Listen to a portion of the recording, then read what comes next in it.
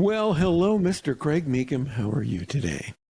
I am so amazing because I get to be on your show. Well, that is amazing. Okay, thanks for being here. See you later. Bye. So, as I mentioned earlier, you have been a regular guest on the show a number of times, and primarily everyone knows you affectionately as Craig the Google guy because you're always giving us great information about Google, what's going on there, all kinds of stuff about SEO and pay-per-click and all that. And we do want to talk a little bit about that today. Yeah, But because I do have a couple of little tidbits. so do you want to do the Google tidbits first, or shall we talk about the other musical aspect of your career? Since the show is make it easy for people to give you money, one of the ways to do that is to have multiple revenue streams. And Let's as get let's get let's get the Google stuff out of the way first so all we can right, talk let's about talk my about. favorite subject, which is me. I'm so glad. Okay, so let's talk about Google tidbits. What have you got for us, Groovy Guy? Well, some of you Googlers who are doing pay-per-click campaigns through Google Ads may have noticed a little green button on the very top of your dashboard, which says uh, Google. No, I don't have it in front of me, and I can't remember what it says, but it is Google's AI tool to help you optimize your Google pay-per-click campaigns. Now, it's still in beta, so only a few people have it. And if you're a manager of multiple Google accounts, only some of your accounts will have that.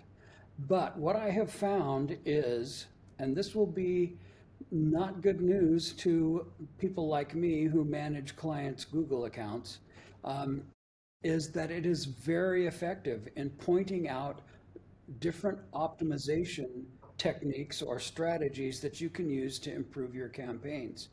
So, what this means is that um, you can find out all kinds of things which you should be doing to optimize your clients' campaigns through this Google AI. You can ask it questions, it will reply back to you. You can ask it follow-up questions. All of these things are available in that fancy little green button, which is now in beta. I'm glad you mentioned that because I'm actually running a PPC campaign right now for a client, and we got the little green button. Yay! Yeah, it's because I have, I guess through my MCC account, I have a number of clients that, so I got a green button, and so myself and my team are making use of the little green button, and it was most helpful. In fact, one of the things that was helpful with is we actually added a click to call aspect to the pay per click campaign, which was normally just click to call. And it helped us rewrite some of the ads to where they're a little more productive and optimized for client conversions and things like that. So you're right. Since you're the Google guy, tell us about the difference between just a regular Google pay-per-click campaign and a click-to-call campaign. A click to call campaign is appears only on devices that are able to make a call. So like your mobile phone, like your iPhone. So when you run a click to call campaign, your ads will show up on somebody's phone or somebody's tablet if they can make a call from their tablet. And what happens is the person who is doing the search will click on your ad. A dialog box comes up that says, do you want to make this call? And it'll show the number.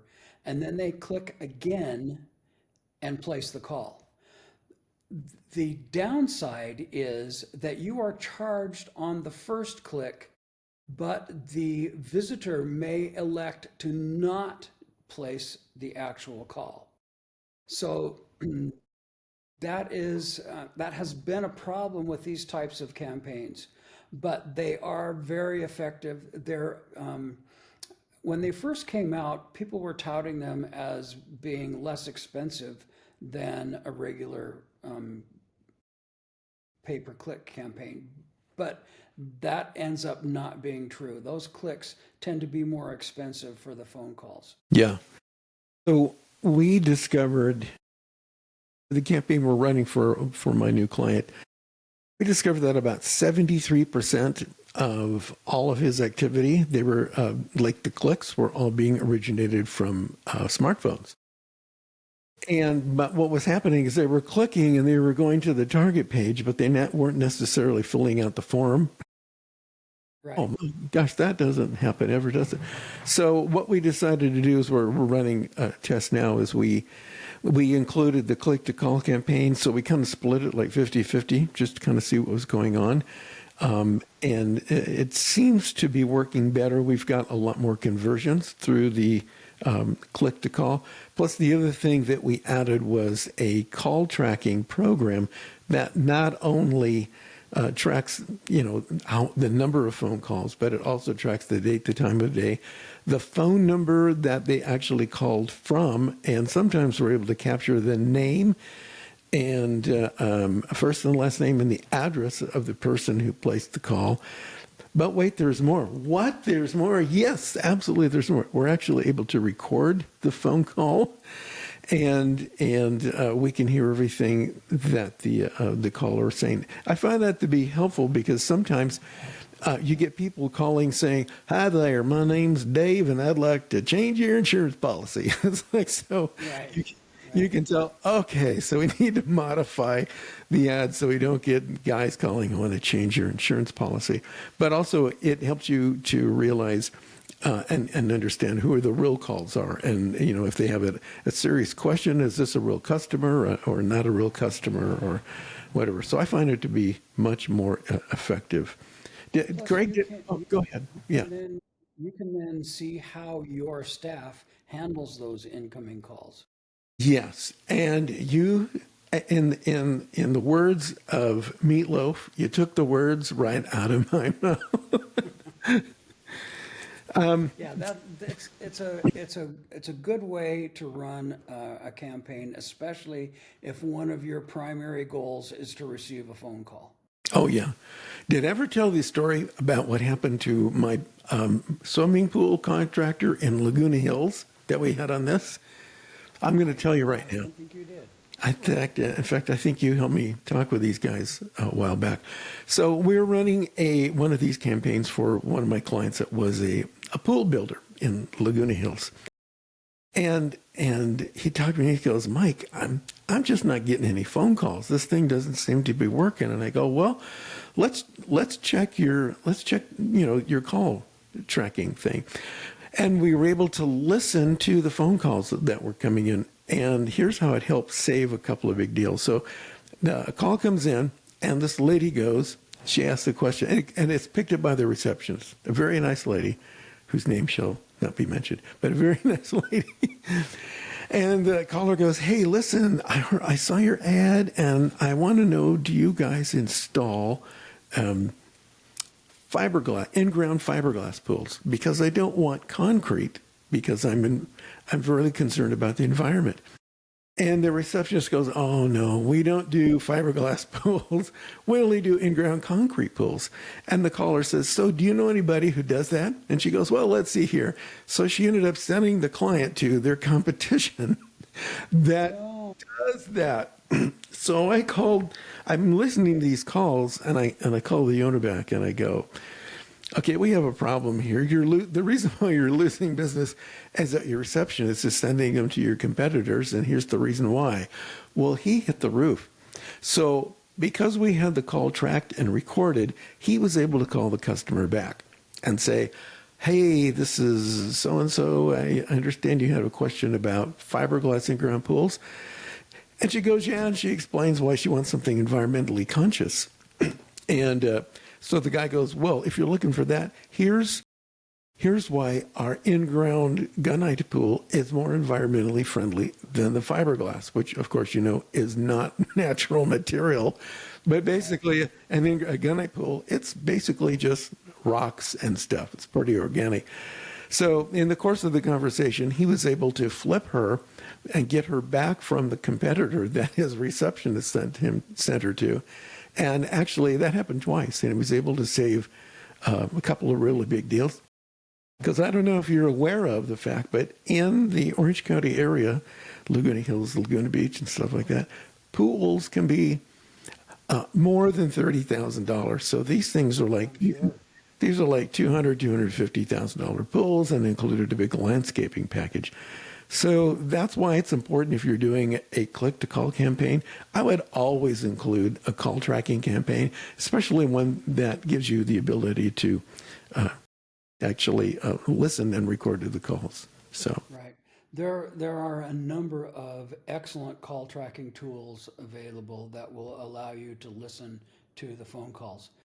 Also, if you don't have a call tracking tool, you can do a call details report from within your Google Ads dashboard that will give you the phone numbers of all of the people who have called, even if that phone call lasted just a couple of seconds. You will be able to still capture those phone numbers, and that will give you a way to track what's going on with your results.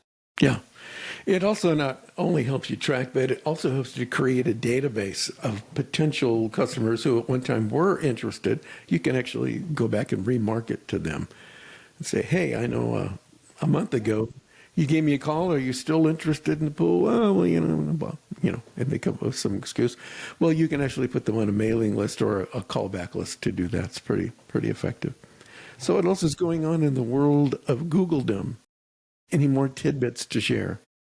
Well, I think we talked a little bit about advertiser verification. Oh, yes. Yeah, do that. This is something you guys all need to know if you're going to run a campaign. Because sometimes, go ahead, you tell them what's going on. It can be a problem if you don't do this. Yes. So you will very likely get a message from Google that says you must complete advertiser verification. You have 60 days or whatever the time is that they tell you. And what that involves, it involves proving that you are in fact who you are. They will require some documentation about your business. They will require some documentation about who owns the business. All of this is part of Google's effort to be transparent in their advertising.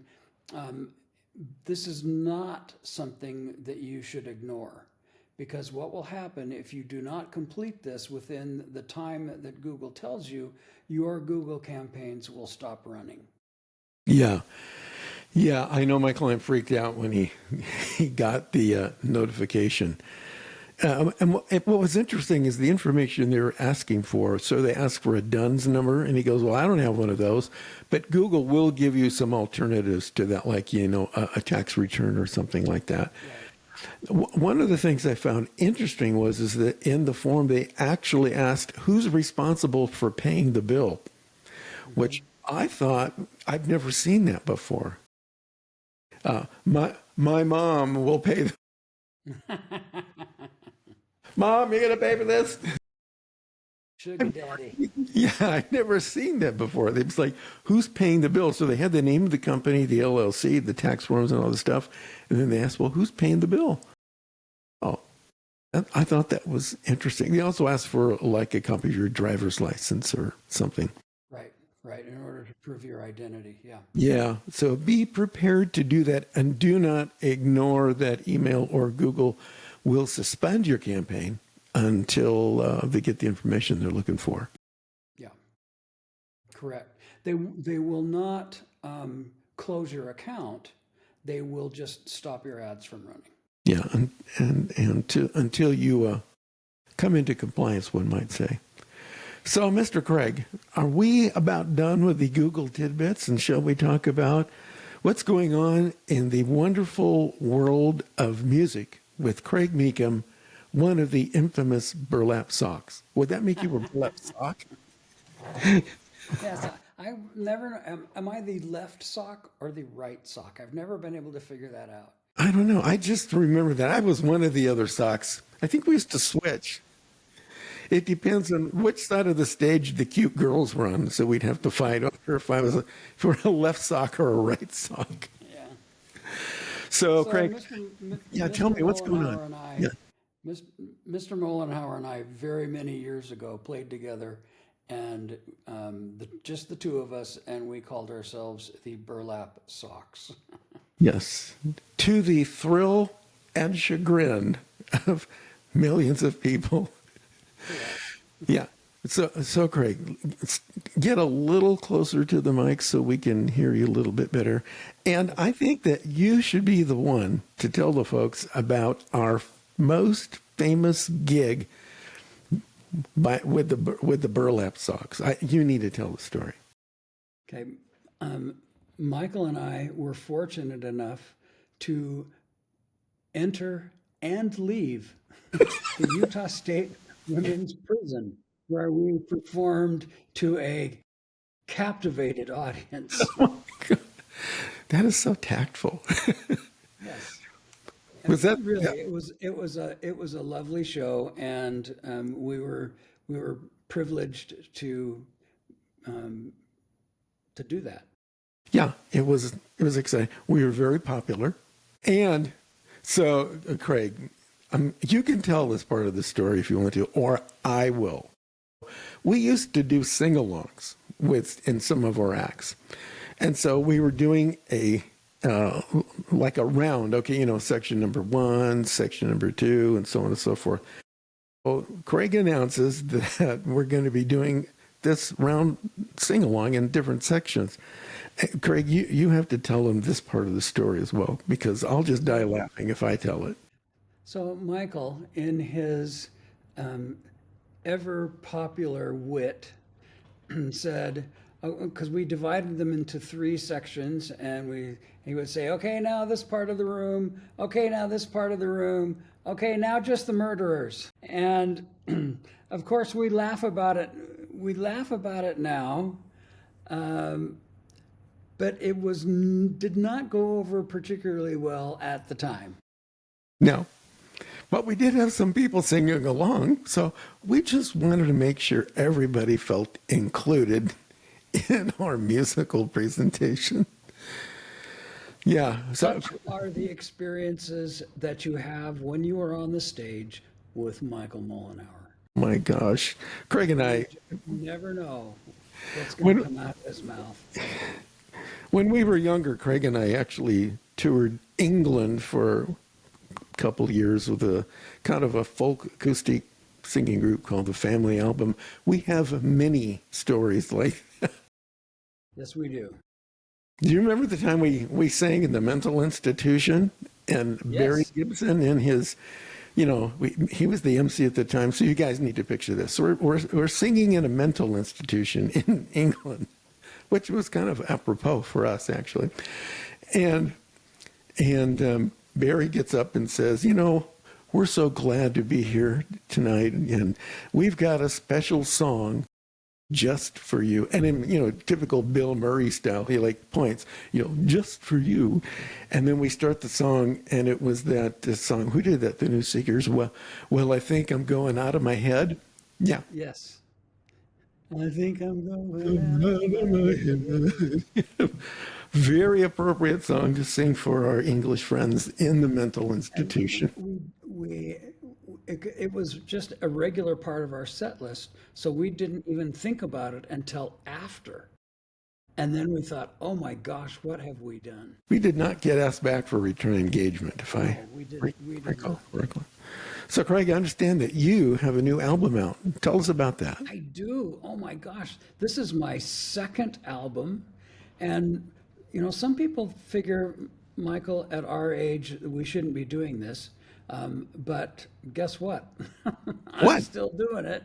So I have put out a new album. It's called It's Not Too Late. That's the name of the album. And it has 10 songs on it, 10 originals, including, which is very rare for me, there are 2 instrumentals on there.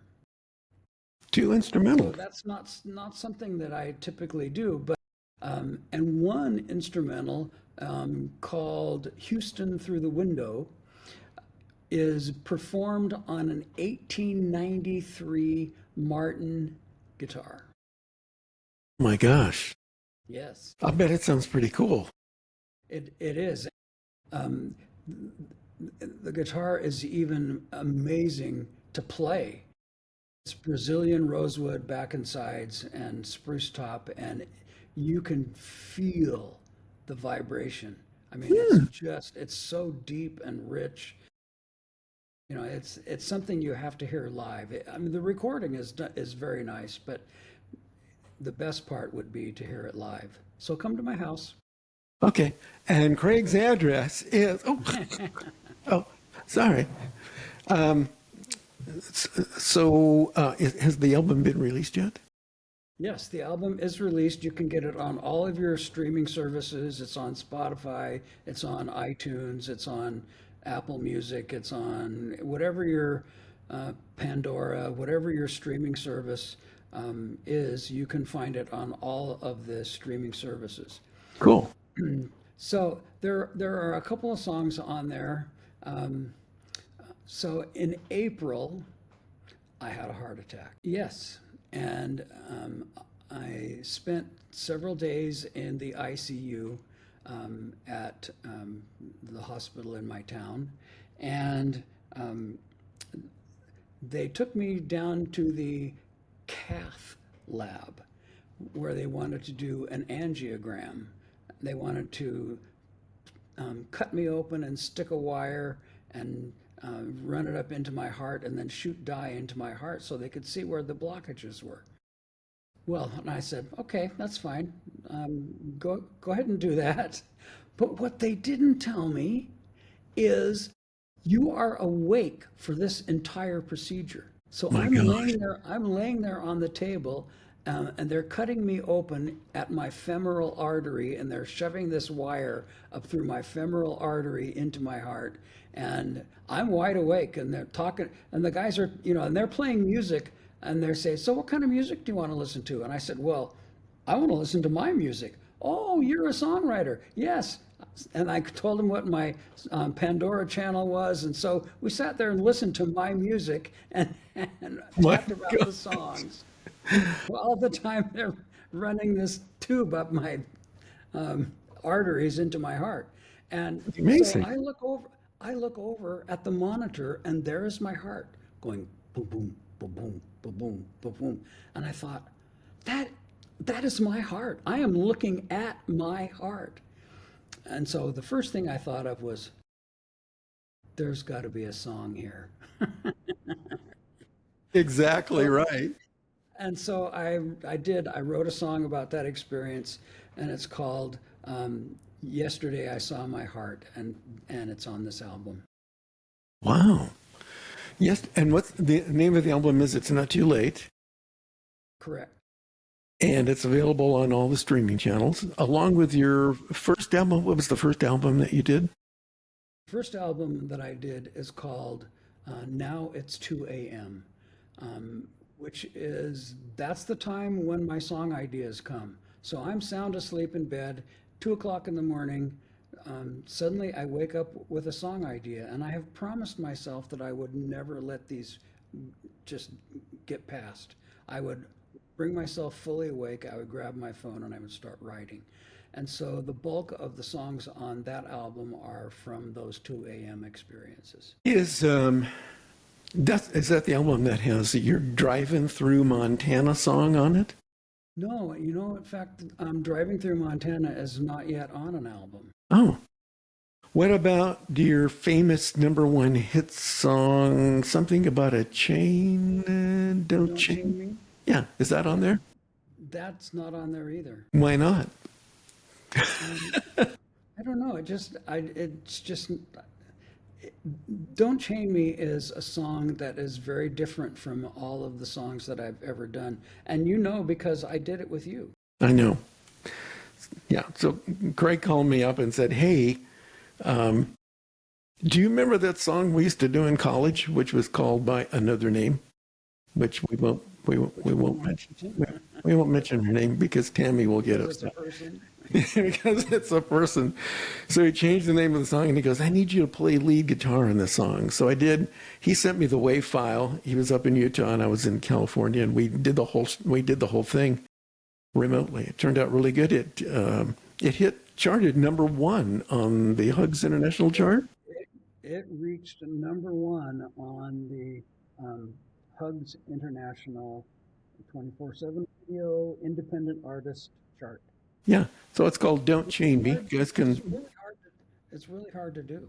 Yeah. So it's called Don't Chain Me.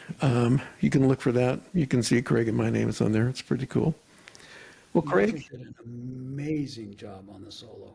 Thank you. Thank you, Mr. Craig. And the crowd goes wild. I will say, I got to tell this. So last night, Craig is in town today, so we decided that we were going to go to the open mic jam at Blues Cats in St. George. So we went. I had brushed up my licks on the Don't Chain Me song, and we were going to do that and some Allman Brothers. What were we going to do? Stormy Monday? Stormy Monday, yeah. Yeah, and the Don't Chain Me song.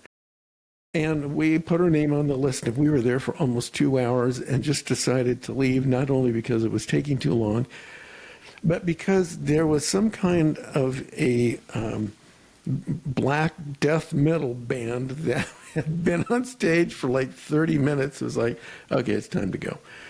Yeah. So we decided that I think that would be kind of like the Monkees opening for Jimi Hendrix. You know, the Burlap Socks were not really compatible with the Norwegian black death metal band that was performing.